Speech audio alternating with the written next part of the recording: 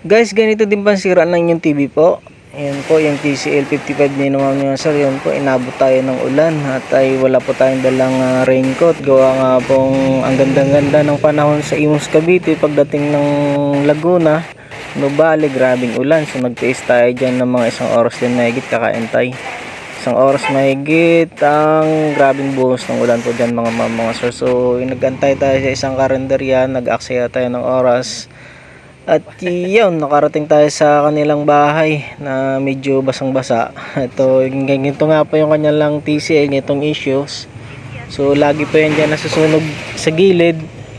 So, sa pinakasulok ng kanilang, yung panel ng TV. So, hindi natin mahihipo. Minsan po nasusunog yan dyan. Hindi lang minsan, hindi madalas nangyayari din po yan sa Samsung.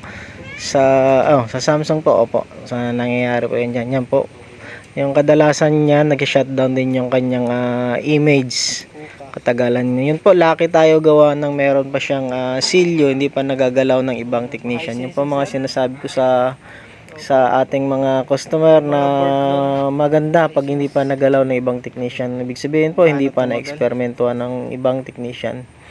So yun nga po, sa awa ng Diyos at ay okay pa naman yung kanilang panel, both side pa, I mean may signal pa yung kabilang, magandang signal pa yung kabilang side, kasi po dalawa po yan yung kanyang signal po, left and right. So yun, may na-recover pa tayong magandang signal ng kanilang TV. So both side po masaya, kasi po pagka hindi sayang yung oras ng biyahe, bali check up lang po yung mauwi ko, or ayun nga po, pares malungkot.